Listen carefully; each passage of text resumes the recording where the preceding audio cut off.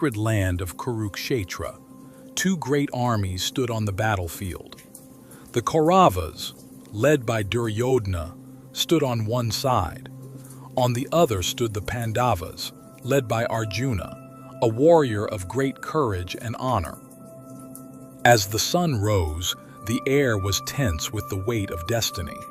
This was not just a war over land or power. It was a war of dharma, a war of duty and truth. Far away in the palace, the blind king Dhritarashtra asked his minister Sanjaya, who had been given divine vision, "O Sanjaya, tell me what happened on the battlefield of Kurukshetra, where my sons and the sons of Pandu had assembled, eager to fight." Sanjaya replied, "O king, let me describe to you what I saw. Your son Duryodhana, seeing the Pandava army arranged in battle formation, approached his teacher Dronacharya. With pride and concern he spoke to him. Teacher, look at the mighty army of the Pandavas. It is arranged skillfully by the son of Drupada, your wise disciple. In their ranks are heroes equal to Bhima and Arjuna, great bowmen like Yuyudhana, Virata, and Drupada himself. There are also warriors like Drishtaketu, Chekitana, the brave king of Kashi, Purujit, Kuntibhoja, and Shaibya, all noble and powerful. On their side are also mighty men, like Udamanyu and Uttamauja, both skilled and loyal to Arjuna." He continued, "But our army is also filled with great warriors. You, the great teacher, are our strength. We have Bhishma, Karna, Kripa, Ashwatthama, Vikarna, and Bhurishrava. All of them are ready to give their lives for me. Our army is large and strong, especially with Bhishma leading it." Duryodhana then gave orders to all the warriors, "All of you protect Bhishma from all sides." Then, the great elder Bhishma, the grandfather of both the Kauravas and Pandavas, roared like a lion and blew his conch loudly. It echoed through the battlefield and lifted the spirits of Duryodhana's army. Suddenly, drums, horns, and conches sounded from both sides. The entire battlefield thundered with a deafening sound. Horses neighed, elephants roared, and warriors shouted, eager for battle. Then, from the Pandava side, Krishna and Arjuna stood in their shining chariot, drawn by white horses. Arjuna picked up his bow and prepared to fight. He looked at Krishna and said, "O Krishna, take my chariot into the middle of both armies. Let me see who is gathered here to fight. Let me see the warriors who are supporting the evil-minded Duryodhana." Krishna nodded and guided the chariot between the two armies. He stopped the chariot right in front of Bhishma, Drona, and the other elders and noble warriors. Krishna said, "Look, Arjuna, see the great warriors assembled here." Arjuna looked around, but what he saw broke his heart. He saw his teachers, his uncles, his cousins, his brothers, even his grandfathers, all standing with weapons in their hands. Friends and family, all ready to kill or be killed. A wave of sorrow rushed over Arjuna. With trembling hands he spoke, "Krishna, seeing all my family and elders standing before." Arjuna's eyes filled with tears as he continued, "Those standing before me are my elders, my teachers, and my loved ones. I would rather die than raise my hand against them.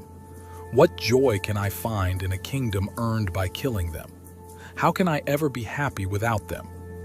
He turned to Krishna with a heavy heart and said, "Even if they want to kill me, I will not fight.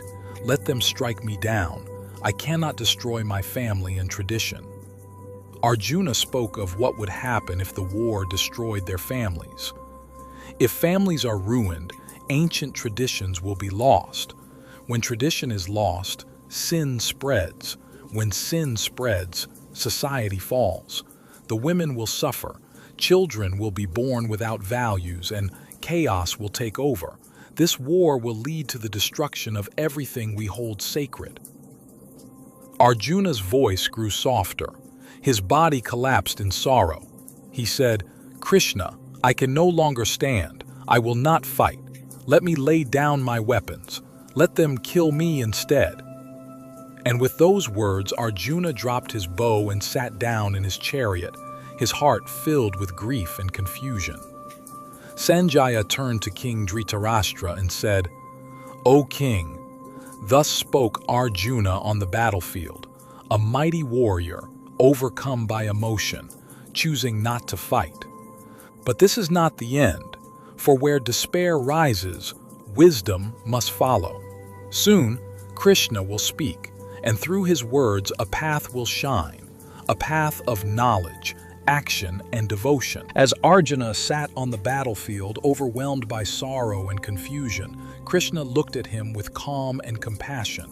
He spoke gently but firmly. "Arjuna," Krishna said, "how has this weakness come over you at this crucial hour? This is not the behavior of a true warrior. This does not lead to honor. This brings only disgrace. Stand up. Cast off this small-hearted fear. It does not suit you." But Arjuna, still lost in emotion, replied, "How can I fight against my own family, against my grandfather Bhishma and my teacher Drona?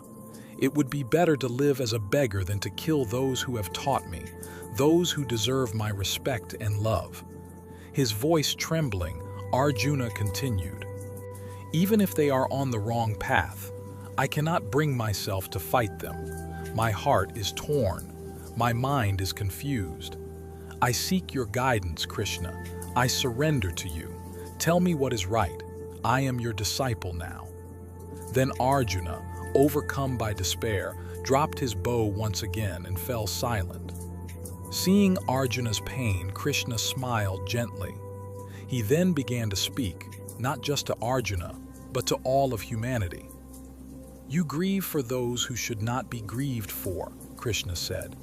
"You speak words of wisdom, yet your sorrow is misplaced. The wise do not mourn for the living or the dead. There was never a time when I did not exist," Krishna continued, "nor you, nor these kings. And there will never be a time when we cease to be. The soul is eternal. It is never born, and it never dies. It is not slain when the body is slain. As a person passes through childhood, youth, and old age, so also does the soul pass into another body at death. The wise are not disturbed by this." Krishna explained, "O Arjuna, the senses bring feelings of heat and cold, pleasure and pain. These come and go. They are temporary. Endure them with strength." He looked at Arjuna and said with clarity, "The person who remains steady in pain and pleasure, who is not disturbed by these changes, is fit for immortality." Then Krishna revealed a deeper truth. The soul is unbreakable. It cannot be burned, drowned, or destroyed. Weapons cannot cut it. Fire cannot burn it. Water cannot wet it. Wind cannot dry it. The soul is eternal, unchanging, and beyond all material harm. Therefore, do not grieve for the body which is temporary. Do your duty without attachment. Krishna now shifted his message toward action. "You have a duty as a warrior, Arjuna, to fight for justice, for dharma. To abandon your duty is to fall into sin. If you refuse to fight this righteous war, you will lose your honor. People will speak of your disgrace forever. For a warrior, nothing is worse than dishonor. And if you are killed, you attain heaven. If you are victorious, you enjoy the earth. So rise, Arjuna, be prepared for battle. Treat pleasure and pain, gain and loss, victory and defeat as the same.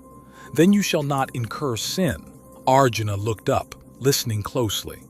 Krishna then introduced him to Sankhya, the path of knowledge, and Yoga, the path of selfless action. He said, "This knowledge I give you, Arjuna, is not just for warriors. It is the path to spiritual freedom. Perform your duties, but without attachment to results.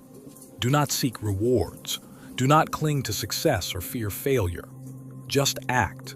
This is the path of yoga, acting with a steady mind. A person who acts in this way with wisdom and balance rises above the bonds of karma. Their actions do not tie them to the world. They live in peace, even while performing work. Arjuna asked, Krishna, what does such a person look like? How does a wise one behave? Krishna replied, a wise one is free from desires. They are content within themselves. They are not disturbed by pain or excited by pleasure. They are without pride, fear, or anger. They are steady like a deep, quiet ocean. When a person gives up selfish desires and lives without ego, they attain true peace, a peace that the world cannot shake. Krishna continued, such a person is not affected by praise or blame. They do not rejoice in good fortune or sorrow in misfortune. They are silent, self-controlled, and detached from possessions. They see the self in all beings and all beings in the self. This, Arjuna, is the state of perfect wisdom. When a person reaches this state, they are no longer bound by this world, even in this life. They are free. He concluded, therefore, rise up, Arjuna, perform your duty, follow the path of wisdom, be a warrior, but let your heart be free from attachment. Act for the sake of righteousness, not for reward. This is the secret of peace and freedom. Hearing these words, Arjuna's mind began to clear. A seed of strength was planted in his heart. Though questions still remained, the path had begun to open. Sanjaya, still speaking to King Dhritarashtra, said, this is how Krishna began to reveal the eternal truth to Arjuna. On the battlefield of Kurukshetra, amid the noise of war, the silence of wisdom started to shine. As Arjuna listened to Krishna's teachings, his heart grew restless again. Confusion still lingered in his mind. He asked, Krishna, if you believe that knowledge is superior to action, then why do you urge me to fight? If wisdom is the path to freedom, why not renounce action completely? Krishna looked at Arjuna with compassion and said, Arjuna, both knowledge and action are paths to liberation, but of the two, selfless action, karma yoga, is better suited for most. One cannot escape action completely, not even for a moment. Everyone is compelled to act, even if unwillingly, by the forces of nature. He continued, you may withdraw from the world in body, but if your mind is still attached, you are not truly free. Instead of running from your duty, act without attachment. Perform your work sincerely, without selfish desires. Selfless action purifies the mind. It leads to wisdom, but action done with greed, ego, or expectation only binds the soul further to the cycle of birth and death. Krishna reminded Arjuna, in ancient times, great sages performed actions without attachment. They worked for the welfare of others, not for personal gain. You too should act with the same spirit. Fulfill your role in the world, not for reward, but as a service. The world runs through cooperation, through everyone doing their duty. When people abandon their roles, society collapses. But when each person contributes selflessly, harmony prevails. Krishna paused, letting the truth settle. Then he said, when actions are performed without desire, offering the results to the divine, they do not bind the soul. But when people act out of greed or ego, they become enslaved by their own actions. Arjuna listened, still uncertain. Krishna continued, some people offer sacrifices, some meditate, some seek knowledge, but all these are forms of action. All are steps on the same path. He explained, it is better to do your own duty imperfectly than to do another's perfectly. Even death in one's own duty is better than imitation of another's. Your dharma, your life's role, is sacred, no matter how difficult. Arjuna looked into Krishna's eyes. But why, he asked, do people commit wrong even when they know it's wrong? What force drives them to sin even against their will? Krishna answered, it is desire, Arjuna. Desire and anger arise from passion. They are insatiable and destructive. They are the enemies of wisdom. like smoke covering fire or dust covering a mirror, desire clouds our inner vision. He continued, desire dwells in the senses, the mind, and the intellect. It distracts the soul from truth. Therefore, control your senses, steady your mind, rise above passion. Krishna revealed a great secret. Above the senses is the mind. Above the mind is the intellect, but beyond the intellect is the self, the pure soul, untouched by desire. Know this self, Arjuna. Be one with it. Let your higher self guide your lower nature. Then you will not be ruled by anger, greed, or fear. You will become the master of your destiny. He continued, when people act in harmony with their nature, their actions support the order of the universe. But when they act selfishly, they disturb that order. Do your duty without craving. Let your actions serve a higher purpose. Krishna gave the example of Janaka, a wise king of the past. Janaka attained perfection through action. Though a king, he ruled with detachment, using his position for the welfare of all. You too, Arjuna, should act in this spirit. Lead by example. Others follow the actions of great souls. Then Krishna revealed the essence of karma yoga. I have no need to act, he said, for there is nothing I lack, nothing I desire, yet I act so that the world may continue to function. If I stopped acting, chaos would follow. The ignorant would be lost. Therefore act, Arjuna, but act with awareness. Act without selfish motives. Offer all you do to the divine. This is karma yoga, the yoga of action. Arjuna's heart began to clear. The fog of doubt lifted slightly. Krishna, seeing this, said, the wise do not disturb the ignorant, but guide them gently. They lead by example, inspiring others to live rightly. So too must you, Arjuna, be a force for harmony. And then, with solemnity he warned, let not your ego think, I am the doer. All actions arise from the gunas, the qualities of nature. The soul merely watches. When you realize this, you are no longer bound, he smiled. But those whose understanding is clouded by ego think they control everything. They are caught in illusion. Do not be like them. Be free from ego, desire, and judgment. Finally, Krishna said, surrender all your actions to me. Perform your duty with a heart centered in the self, with no attachment to success or failure. That is true yoga. That is liberation in action. As Krishna's voice settled, Arjuna felt the fire of purpose returning to him. He was not merely a warrior, he was a soul on the path of wisdom, and through selfless action, he would find his way. Nanakarma Sanyasa Yoga, Krishna gazed at Arjuna with calm clarity. A new chapter of wisdom was about to unfold.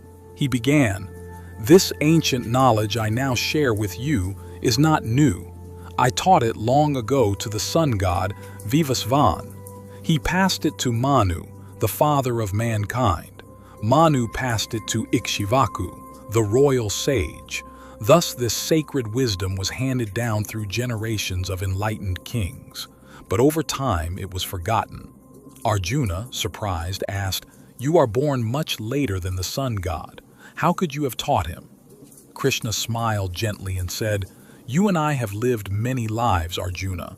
You do not remember them, but I do. Though I am unborn, eternal, and beyond all change, I appear in this world, age after age. Whenever dharma, righteousness, declines, and adharma, injustice, rises, I manifest myself. I take form to protect the good, to destroy evil, and to restore balance to the world. This is my divine purpose. Arjuna listened intently. Krishna continued, those who understand my divine birth and actions are not reborn. When their bodies die, they come to me and are free from the cycle of life and death. He explained, freed from desire, fear, and anger, fully absorbed in me, purified by wisdom and discipline, these souls reach me. People approach me in many ways, and I respond to them accordingly. Whatever path they follow, it leads to me. Krishna then revealed something deeper. Many perform sacrifices, seeking rewards in this life or the next. But those who truly know, the wise, offer not just rituals, but the self. They offer knowledge, devotion, and ego at the altar of truth. There are many kinds of sacrifice. Some offer material things, some offer their senses, some offer deep meditation, others offer their breath or discipline, but above all, the sacrifice of knowledge, the burning of ignorance through wisdom, is the highest. Arjuna, he said firmly, cut through your doubts with the sword of knowledge. Seek out wise teachers, humbly question them, serve them. The enlightened will guide you. And when you understand, you will no longer be confused. You will see all beings, from the highest to the lowest, as one. You will see yourself in them, and them in yourself. Krishna's voice grew softer but powerful. Even the greatest sinner can cross the ocean of ignorance through the boat of knowledge. Just as fire turns wood into ash, the fire of wisdom burns all actions, good and bad, into nothing. He paused and said, "In this world there is nothing more purifying than knowledge. It is the path to peace. It is the flame that lights the soul. Those with faith, discipline, and devotion attain it. But those full of doubt are lost. They suffer here and hereafter. Doubt binds the soul more tightly than any chain." He turned directly to Arjuna. "Therefore, with the sword of wisdom, destroy the doubts that lie in your heart. Rise, Arjuna, take up your duty. Stand and act not with hesitation, but with the strength of understanding." Karma Sannyasa Yoga. Arjuna, still reflective from the wisdom he had received, asked Krishna once more, "You speak of renouncing actions and also of performing actions with detachment. Which of these paths is better? Should I renounce all work or should I act with the right attitude?" Krishna replied with calm assurance, "Both paths, renunciation of action and selfless action, lead to liberation. But of the two, selfless action, done without attachment, is superior," he continued. "A true renunciant is not someone who merely gives up work. It is one who gives up selfish desire, who is free from dualities, from attraction and aversion, and is steady in wisdom. Such a person is truly free." Krishna looked into Arjuna's eyes and spoke gently. "Understand this, Arjuna. Renunciation and yoga of action are one and the same, for both lead to freedom. He who sees them as one truly sees." He explained further, "Renunciation without devotion or understanding leads to hardship. But when one acts in devotion, offering all actions to the divine without craving the results, that person is untouched by sin, just as a lotus leaf remains untouched by water." By performing duties selflessly, with body, mind, intellect, and even the senses surrendered to the higher self, the wise are purified. They remain detached from the outcome. They act, but they do not claim ownership of their actions. Krishna described the peace of such a person. The one who is united with the divine, who has abandoned desire, who acts with pure intention, that person finds true peace. But the one who is driven by desires and is attached to the fruits of action is bound in suffering. Then he said something profound. When the mind is purified and the ego no longer controls action, the person comes to rest in the self. In this state, one sees the self in all beings, and all beings in the self. Arjuna listened closely as Krishna revealed the vision of unity. He who sees the same divine presence in a humble scholar, a cow, an elephant, a dog, and even in a person who eats dogs, that person has true knowledge. He sees with equality, beyond appearances. Such a person, equal in joy and sorrow, honor and dishonor, gain and loss, friend and enemy, is already liberated. Though he may live in the body, he is free. Though he acts, he is untouched. Krishna then described the joy that arises within. He said, when a person is no longer attached to pleasures, when desire is burned away by inner fire, when anger is gone, when the mind is still, that person finds peace right here in this life. Krishna offered one final teaching in this chapter. Such a soul who has conquered desire and ego, who lives in the... He concluded with a message of deep hope. Renounce ego. Be free of desire. Control your mind. Let go of all cravings. Be centered in the self. And when you do, you will discover peace that passes all understanding. Be one with the infinite, Arjuna. That is your true home. Dhyana Yoga. Arjuna looked thoughtful and asked Krishna, you speak of renunciation and also of selfless action.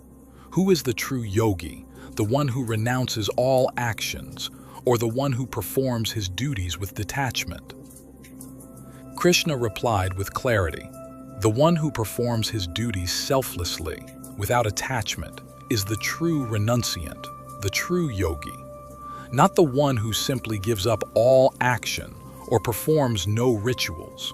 He continued, know this, Arjuna, renunciation and yoga are the same.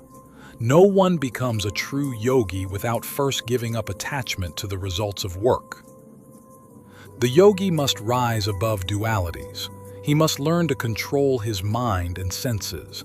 He must view success and failure, pleasure and pain, honor and dishonor, all with equanimity. That is the path to peace. Krishna spoke gently. When a person is ready to walk this path and when he acts without selfish motives, he begins to purify his heart. He begins to prepare for meditation. And when he becomes quiet, when he withdraws from outer distractions, he begins to rest in the self.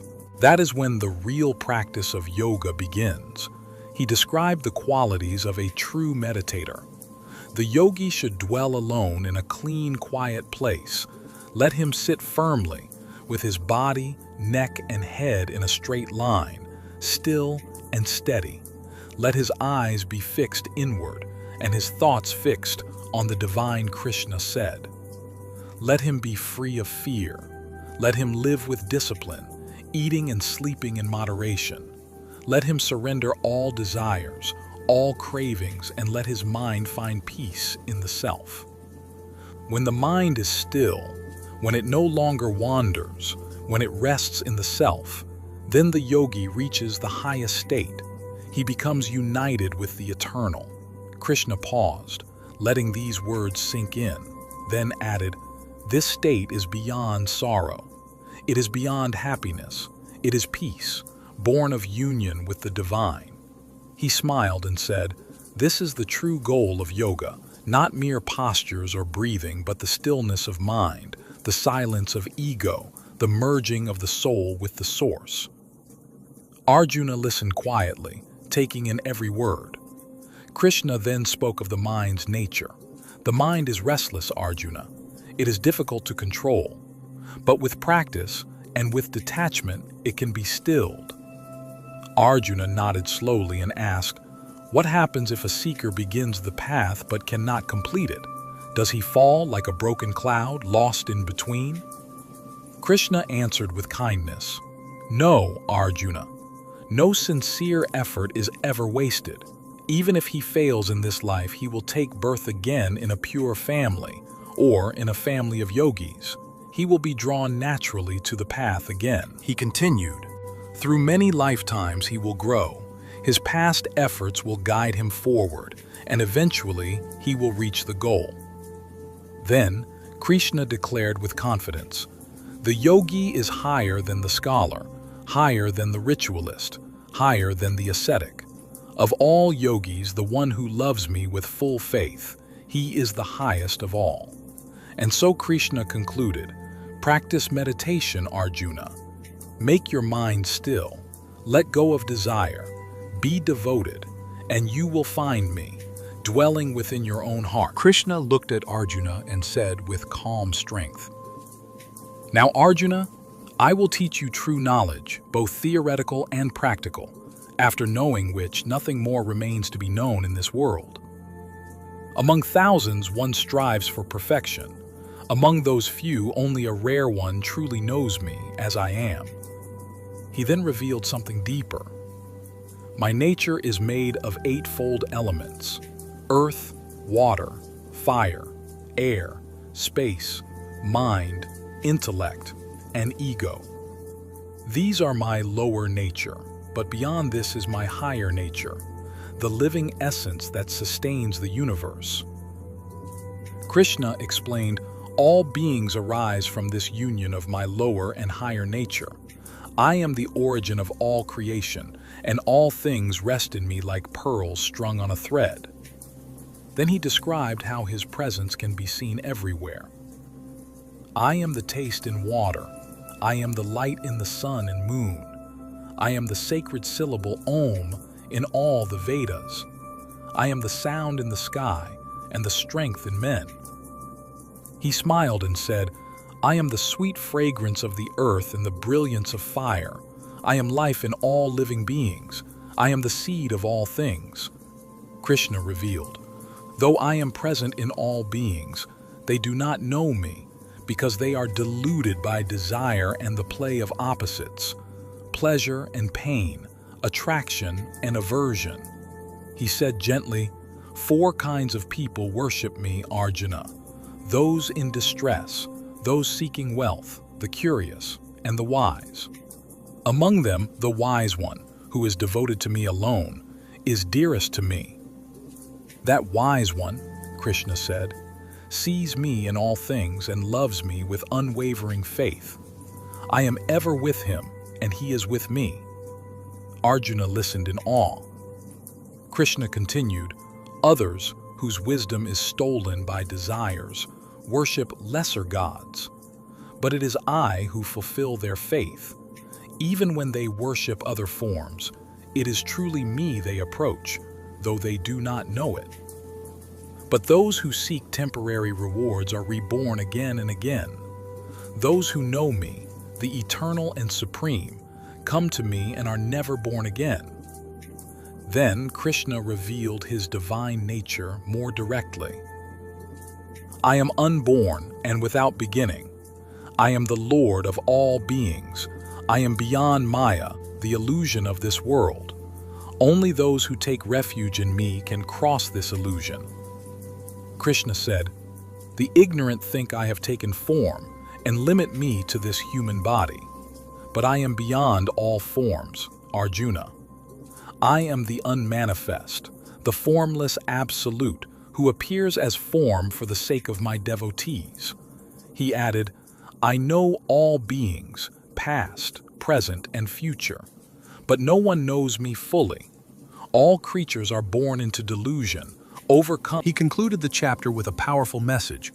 "At the end of many lifetimes, the wise one comes to me and says, 'All is Krishna, everything is God.' Such a soul is rare and blessed. Let your heart turn toward me, Arjuna. Let knowledge grow into wisdom, and let wisdom lead you to me." Arjuna turned to Krishna with a quiet voice and asked, "O Krishna, what is Brahman, the Supreme Spirit? What is the Self? What is karma, action? And what is meant by death and rebirth? How are you known at the time of death by those who are devoted to you?" Krishna responded gently, "The Supreme, Arjuna, is the eternal, unchanging reality, called Brahman. The Self is the individual soul that dwells in every being. Karma is the force of action that binds one to the cycle of birth and death." He continued, "All beings, Arjuna, are created and dissolve through time, but beyond time, beyond change, is the imperishable, the supreme reality. The one who remembers me at the moment of death comes to me, without doubt." Krishna emphasized, "Whatever a person thinks of at the time of death, that he becomes. for the mind goes where it is focused. So Arjuna, remember me always, even as you perform your duties. Let your heart and mind rest in me. Then, when your last moment comes, you will reach me. Krishna then described the secret path. Close the doors of the senses. Bring the mind to the heart. Focus your breath between the eyebrows. Chant the sacred syllable, Om. Think of me with love and devotion. Whoever leaves the body in this state reaches the Supreme. He continued softly, I am the support of the universe, the light of the sun and moon, the sacred syllables of the Vedas, the sound in space, the strength in man, and the eternal seed of all beings. I am the heat in fire, the life in all living things, and the power in penance. I am the seed of all that is born. I am the source and the end of all creation. Krishna then revealed the two paths after death. There are two paths, Arjuna. One leads to liberation, the path of light.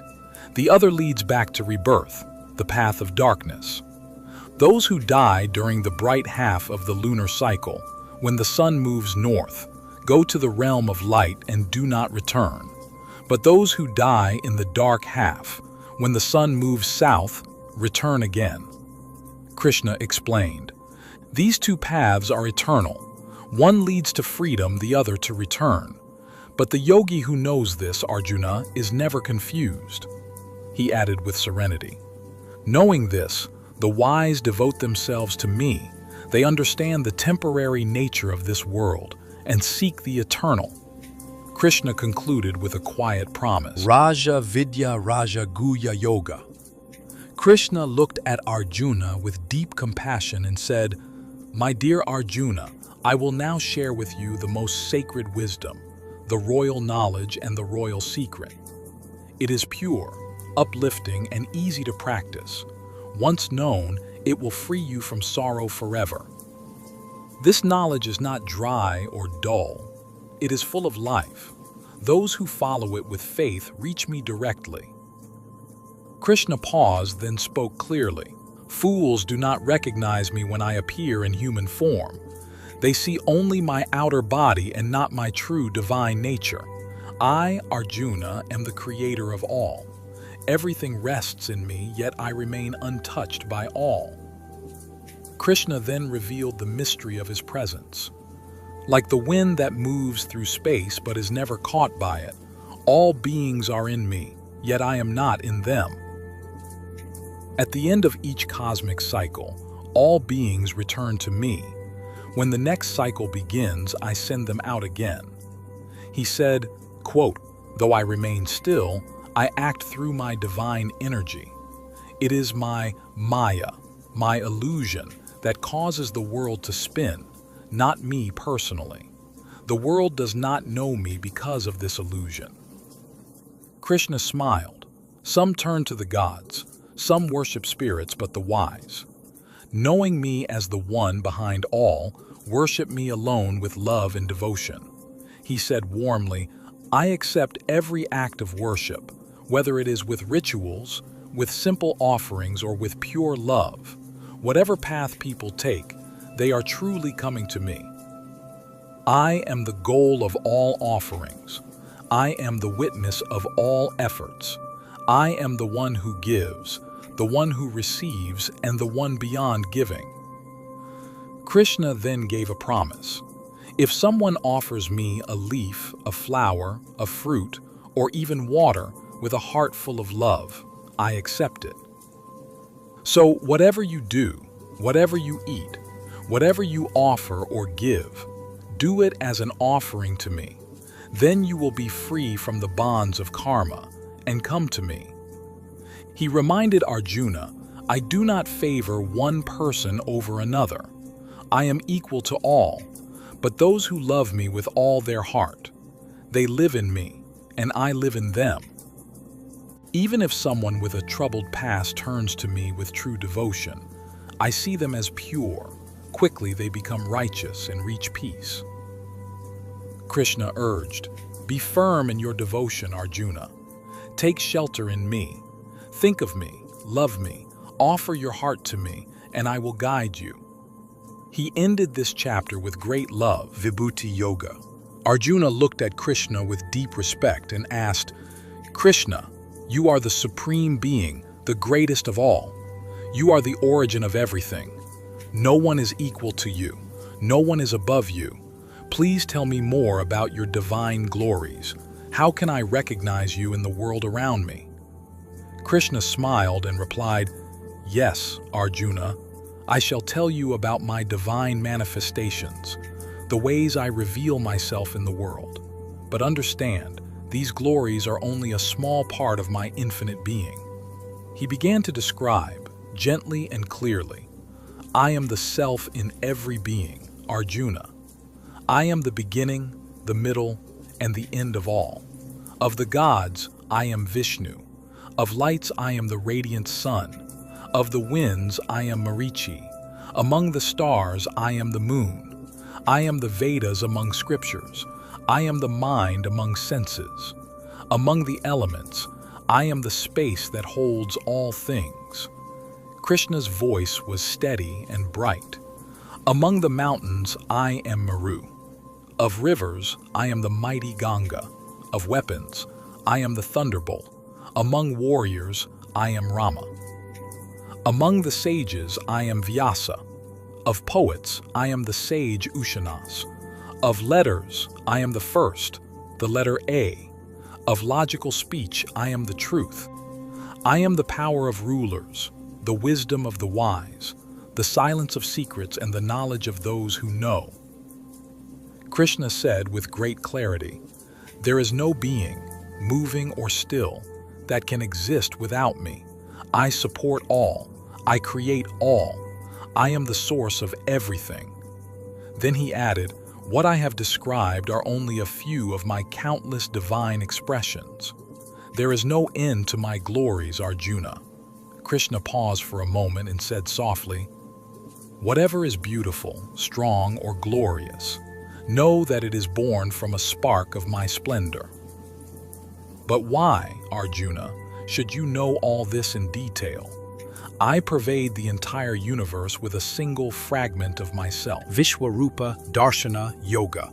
Arjuna spoke with deep reverence. "Krishna, out of compassion, you have shared the deepest truths with me about who you are and how the world comes from you. I feel grateful and blessed. But now, I wish to see your divine form, the way you truly are. If you think I am worthy, please show me that universal form, the limitless form that holds the entire universe within you."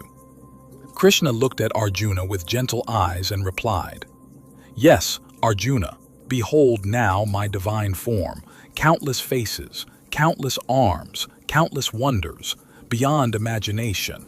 You will see the entire universe, all that moves and all that is still, inside my body. But with your ordinary eyes you cannot see me in this form, so I grant you divine vision. Now watch carefully." Then Krishna revealed his true cosmic form. It was vast, brilliant, and full of light. His body stretched across the heavens and beyond. He had many faces, shining like suns, countless arms, each holding divine weapons. His presence lit up the sky, celestial garlands adorned him, and his body glowed like 1,000 suns rising at once. Arjuna stood frozen in awe. He saw all the gods, the sages, and the entire universe in Krishna's body, all beings, from the smallest to the greatest. Time itself seemed to pause. With a trembling voice, Arjuna said, "O Krishna, I see all the gods in you. I see Brahma seated on his lotus. I see Shiva, the sages, the shining beings, all entering your body. You have infinite forms. You are everywhere. Your brilliance blinds me. I can no longer tell where you begin or where you end. You are everything. You are the eternal." Then, Arjuna saw something even more fearsome. He saw Krishna's form swallowing warriors on both sides of the battlefield. Mighty kings and brave heroes were rushing into his mouths, like rivers flowing into the ocean. Their bodies were crushed in his teeth. It was terrifying. Arjuna cried out, "O Lord, I cannot bear this. Who are you in this terrible form?" Krishna answered calmly, "I am Time, the destroyer of worlds. I have come to consume everything. Even without you, all these warriors will die. Therefore, arise, Arjuna. Be my instrument. You are only the means. I have already decided the outcome." Arjuna stood in silence, overwhelmed, shaken, and filled with devotion. He bowed his head and said, "O Krishna, I did not understand your greatness before. I spoke to you as a friend, casually, sometimes even jokingly. Please forgive me. You are the greatest of all. You are the Father of this universe. You are beyond all gods. I worship you with folded hand." He continued, "Please return to the form I know, the form with a gentle smile, 2 arms, and peaceful eyes. That is the form my heart seeks." Krishna, with great compassion, agreed. He said, "Arjuna, what you have seen is rare. Even the gods long to see this form, but you, through your devotion, have seen me as I truly am." Then Krishna returned to his calm, human-like form, gentle, radiant, and serene. He said softly, "Do not be afraid, be comforted. The vision you saw was to awaken your understanding now. With courage and love, rise and fulfill your purpose." Bhakti Yoga. Arjuna looked at Krishna with thoughtful eyes and asked, "Krishna, who is the better devotee? The one who worships you in your formless, all-pervading aspect, or the one who worships you as a personal God with form?" Krishna replied with a calm and compassionate voice, "Both paths are noble. Those who fix their hearts and minds on me, who serve me with deep love and devotion, I consider the most perfect of yogis. But those who worship the formless, who meditate on the invisible, infinite, and unchanging spirit, they also reach me, no doubt." Still, Krishna added gently, "The path of the formless is difficult. It requires great discipline, detachment, and control over the senses. For most people, it is easier to relate to me in a personal form. So, Arjuna," he said kindly, "the path of the formless is difficult. It requires great discipline, detachment, and control over the senses. For most people, it is easier to relate to me in a personal form. So, Arjuna," he said kindly, "focus your mind on me. Let your heart rest in me. Serve me with love. If you do this, you will surely come to me." Then Krishna gave a path for everyone step by step. "If you cannot fix your mind on me completely, then practice devotion through regular discipline. Me, if you cannot do disciplined practice, then simply work for me. Perform your duties as an offering to me. If you cannot even do that, then renounce the results of your actions. Do your work without attachment or selfish desire. This too will bring peace and lead you to me." Arjuna listened carefully as Krishna continued, "Now let me tell you the qualities I love in a true devotee. He does not hate anyone. He is friendly, kind, and free from pride. He is calm in pleasure and pain. He is forgiving. He is content with whatever comes. He has self-control. His mind and heart are dedicated to me. Such a devotee is dear to me." Krishna's voice remained steady and full of love. The true devotee does not disturb the world, and the world does not disturb him. He is not agitated by fear or anxiety. He is pure, detached, and steady in thought. He does not chase after results. He gives up both joy and sorrow. He is silent by nature and satisfied with what comes. He neither grieves nor desires. He sees all things equally. He is devoted only to me." Krishna concluded with gentle assurance, "Those who follow this path of devotion with faith, who keep their hearts focused on me, they are truly dear to me." Kshetra, Kshetrajna Yoga. Krishna began to speak in a deep and peaceful tone. "Arjuna, this body is called the field, Kshetra. The one who knows this field is called the knower of the field, Kshetrajna. Understand that I am the ultimate knower of all fields, in every being. This knowledge, knowing the difference between the field and the knower, is true wisdom. Then Krishna gently explained what the field consists of. It includes the 5 elements: earth, water, fire, air, and space, also the mind, the intellect, and the ego, and the senses, emotions, desires, and pain and pleasure. All the things that arise within the body and mind, these make up the field. He continued. Desire, hatred, happiness, suffering, the body itself, consciousness, and will, all of these belong to the field. Then Krishna described the qualities of a wise person. True knowledge begins with humility, patience, honesty, and non-violence. To forgive others, to be straightforward, to serve one's teacher, to be clean in body and mind, to remain steady and self-controlled, these are signs of wisdom.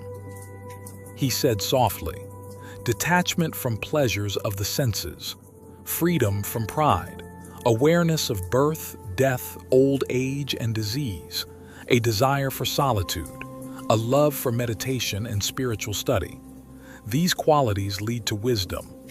And above all, Krishna emphasized, to surrender to me with unwavering devotion. This is true knowledge, all else is ignorance. Arjuna listened in silence. Then Krishna spoke of the supreme truth, that which is beginningless, which lies beyond both being and non-being, that is the ultimate reality. It is present everywhere, yet it remains untouched. It is within all things and yet outside them. It moves and does not move. It is far away and also very near. Krishna said, this supreme reality shines through everything, through light, through consciousness, through every living being. It is the source and the witness. It supports all, yet remains beyond all. Those who see this truth, who understand that the body is the field and the soul is the knower, they truly see. They see that the one self exists in all beings. They understand that though bodies are different, the soul within is the same. Such a person sees with wisdom. Krishna spoke clearly and firmly. They know that the soul does not kill and cannot be killed. Though the body dies, the true self remains untouched. He added, they see that it is not the soul that acts, but only the qualities of nature, the gunas that are in motion. They see that everything comes from nature, birth, form, action, change. But the soul, the true self, is the silent witness. And then, in a voice Gunatraya Vibhaga, Yoga. Krishna looked toward Arjuna and said, I will now explain a wisdom that is higher than all knowledge. By knowing this, the sages reach the highest perfection and are freed from rebirth. He spoke gently, understand this, Arjuna. All beings are born from the union of the spirit and matter. I am the father who gives the seed. Nature, Prakriti, is the mother who receives it. From this union all life arises. Then Krishna explained the 3 gunas, the qualities of nature. Sattva, purity, harmony, light. Rajas, passion, activity, restlessness. Tamas, darkness, inertia, ignorance. These 3 qualities are always at play in every being. Krishna said softly, Sattva is pure. It shines like the morning sun. It brings peace, clarity, and joy. But even Sattva binds the soul with the chains of pleasure and attachment to knowledge. He continued, Rajas is full of passion. It is born of desire and longing. It drives action, ambition, and restlessness. Rajas binds the soul with chains of craving and constant motion. Then Krishna described the 3rd guna. Tamas is dark and heavy. It is born of ignorance. It leads to confusion, laziness, and delusion. Tamas binds the soul with the chains of dullness and sleep. These 3 gunas, Krishna explained, rise and fall in the body like waves. Sometimes sattva is strongest, and the mind is full of light. Sometimes rajas takes over, and we become driven by desire. At other times, tamas covers the light, and we sink into inertia. Arjuna listened closely as Krishna said, "When sattva prevails, a person grows in wisdom and happiness. When rajas dominates, they chase success but are never at peace. When tamas rules, they fall into ignorance and sorrow." Krishna added, "The fruit of sattva is peace and clarity. The fruit of rajas is pain and frustration. The fruit of tamas is confusion and darkness." Then he said, "When one dies while sattva is dominant, they go to higher realms. When one dies in rajas, they return to the world of action and rebirth. When one dies in tamas, they fall into lower states of ignorance." But, Krishna continued with deep meaning, the soul that rises above all three gunas, that neither clings to purity, nor is driven by passion, nor pulled down by darkness, that soul is free. Arjuna asked, "How can one know that they have risen above the gunas? What does such a person look like?" Krishna replied, "The one who is unmoved by the play of the gunas, who does not hate light or darkness, action or stillness, who is calm in joy and sorrow, in praise and blame." He ended with these words, "For I am beyond the gunas. I am the source of light, truth, and immortality.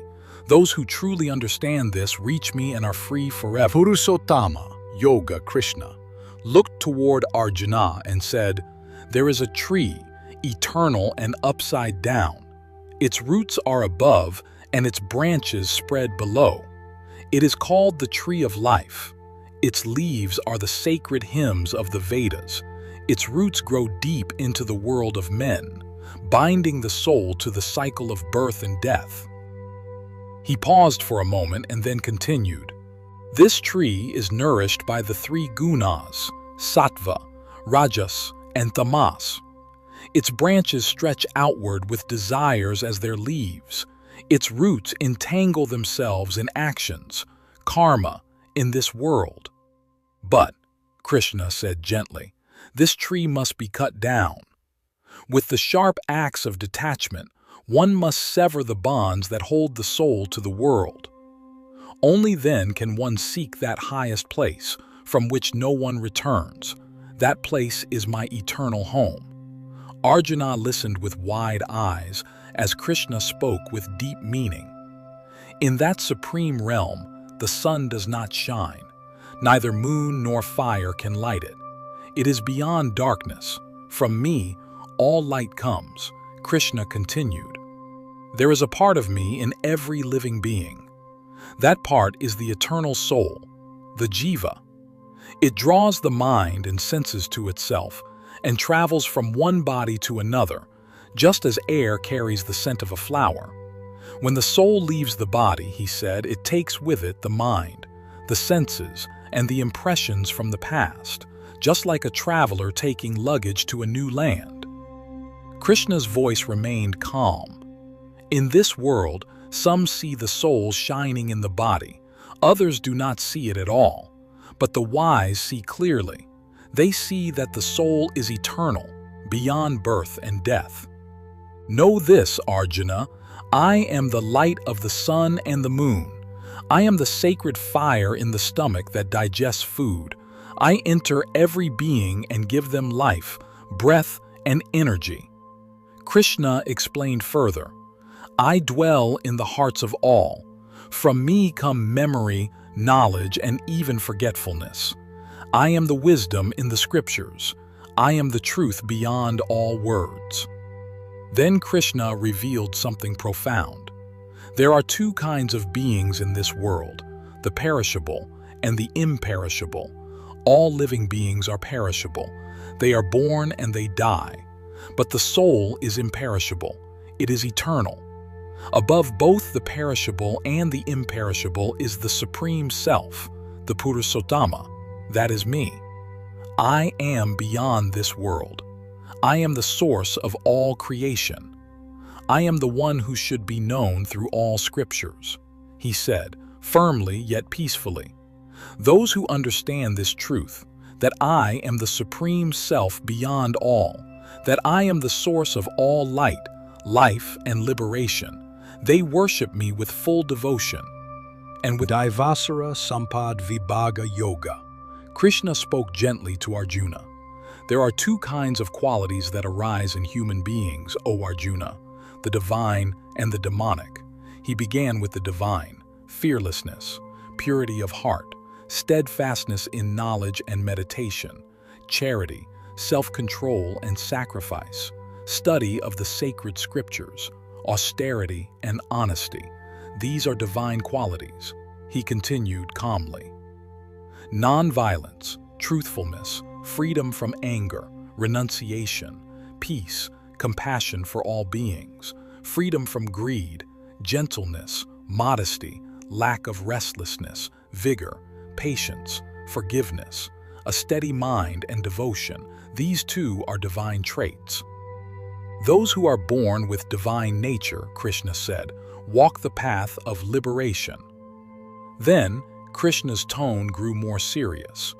Now listen to the demonic qualities, O Arjuna: hypocrisy, arrogance, pride, harshness, and ignorance.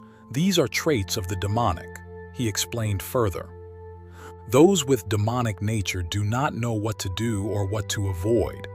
They have no purity, no truth, no discipline. They say the world is without truth, without a foundation, without God. They believe it is born of lust and driven by desire. Following their cruel beliefs, they live in ignorance, with endless desires, greed, and hypocrisy. Krishna spoke with clarity. Driven by pride and ego, they perform actions with selfish motives, thinking only of their power and pleasure. They are bound by desire, and they fall into the darkness of ignorance. He paused, then said, "Three gates lead to hell: desire, anger, and greed. These three destroy the soul. Abandon them, Arjuna." Those who are free from these gates, Krishna said, act for their own highest good. They walk the path of peace and finally reach the supreme state. Krishna reminded him. The one who ignores scripture and follows only desire finds neither happiness nor success, nor the goal of life. But the one who follows the divine law, he said, with faith, without hatred or pride, he reaches me. And so Krishna gently ended the teaching of this chapter. Shraddhatraya Vibhaga. Yoga Arjuna asked Krishna, "What about those who worship with faith but do not follow the scriptures? Is their faith true? Is it sattvic, rajasic, or tamasic?" Krishna smiled and replied calmly, "Every person is born with a certain type of faith. It comes from their nature, their inner qualities. The gunas, there are three kinds of faith: Arjuna, sattvic, rajasic, and tamasic, just as there are three gunas in nature." He began to explain. Those with sattvic faith worship gods and higher beings. Their worship is pure. They seek truth, peace, and self-control. They offer prayers without expecting rewards. Those with rajasic faith worship spirits and powerful forces. Their prayers are driven by desires, pride, and ambition. They give to gain. They act with expectation. Those with tamasic faith turn to dark spirits or harmful practices. They may even harm themselves or others. They act without understanding. Their faith is based on ignorance. Krishna then said, "Even the food people eat reflects their faith. Sattvic food is fresh, nourishing, and increases life, strength, and happiness. Rajasic food is overly spicy, bitter, sour, or salty. It leads to restlessness and pain. Tamasic food is stale, spoiled, tasteless. It weakens the body and mind."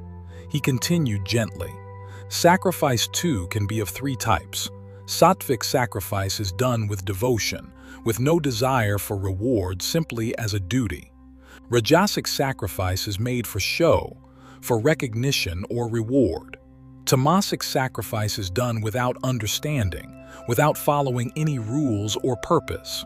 Similarly, Krishna added, austerity can also be sattvic, rajasic, or tamasic. Sattvic austerity is done with faith, like being truthful, kind, and self-disciplined. It includes worship, service, and inner purity. Rajasic austerity is done for respect or admiration. Tamasic austerity is harsh, foolish, and often harmful to oneself. Then Krishna explained charity. Sattvic charity is given freely, at the right time, to the right person, without expecting anything in return. Rajasic charity is given with pride or for personal gain. Tamasic charity is given at the wrong time, to unworthy people or without respect. Krishna summarized, whatever we offer, whether food, prayer, sacrifice, or charity, should be offered with devotion, offered to me without selfishness. Then it becomes pure. He spoke the sacred syllable. The word Om Tat Sat represents the eternal truth. It was used at the beginning of creation by those seeking liberation. Om is chanted at the start of sacrifice or prayer. Tat means that, to remind us that all actions are done for the Supreme. Sat means truth, goodness. Moksha Sanyasa Yoga. Arjuna asked, O Krishna, what is the difference between renunciation and sannyasa? Are they the same, or do they lead to different paths? Krishna replied with gentle clarity. Renunciation means giving up actions driven by desire. Sannyasa means giving up the attachment to the fruits of action. Some wise people say, we must give up all action. Others say we must perform action, but without desire or attachment. Krishna then explained, O Arjuna, listen closely. Action cannot be completely abandoned, but the wise give up attachment to the results. That is true renunciation. There are 3 types of renunciation, Krishna said. Sattvic renunciation is when one performs duty, without longing for reward, without pride. Rajasic renunciation is when one gives up action out of fear of pain or effort. Tamasic renunciation is when one abandons duty out of confusion or ignorance. The one who renounces selfish desire and performs action as a service remains free from bondage and attains peace. Krishna then explained the 5 causes of every action: the body, the doer, the senses, the life energy, and divine will. He continued, the person who thinks, I alone do everything, is blinded by ego and ignorance. But the one who sees all 5 causes understands truly and remains free. Krishna said, there are 3 forces, the gunas, present in all beings, sattva, rajas, and tamas. These influence everything, from our knowledge and actions to our will, joy, and understanding. He described the 3 types of knowledge. Sattvic knowledge sees the unity in all things, one divine presence in all beings. Rajasic knowledge sees only differences and division. Tamasic knowledge is narrow, rigid, and false. He then described the types of action. Sattvic action is done as a duty, with no attachment or ego. Rajasic action is done for reward, with great effort and craving. Tamasic action is careless, harmful, and done in ignorance. Krishna also spoke of the doer. The sattvic doer is disciplined, calm, and free from pride. The rajasic doer is greedy, restless, and always desires success. The tamasic doer is lazy, dishonest, and uncaring. He explained the 3 types of intellect. Sattvic intellect knows what to do and what not to do. Rajasic intellect is confused between right and wrong. Tamasic intellect sees everything in reverse. Tamasic firmness holds to laziness and fear. He spoke next of joy. Sattvic joy comes from within, rising from peace and understanding. Rajasic joy comes from contact with the senses but turns to sorrow. Tamasic joy is born of sleep, laziness, and dullness. Then Krishna described Dharma, the sacred who has mastered the mind and body, who sees all beings equally. Such a person reaches the divine. Krishna then declared, leave behind the ego, give up attachment, be free from inner conflict, act as an offering to me, and you shall find peace. Then, in his most powerful words yet, Krishna said, fix your mind on me, be devoted to me. Sacrifice to me, bow to me, I shall free you from all sins, do not fear. Krishna ended the teaching with a final message to Arjuna. This knowledge, O Arjuna, is the most sacred.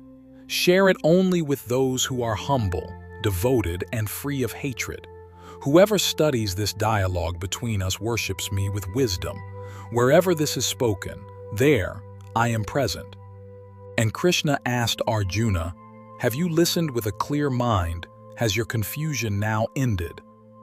Arjuna replied with peace in his heart. My doubt is gone. My mind is steady. I will act as you command.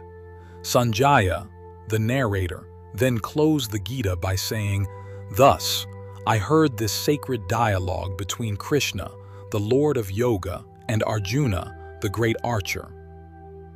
My heart is filled with wonder. Wherever there is Krishna and Arjuna, there is victory, wisdom, and peace.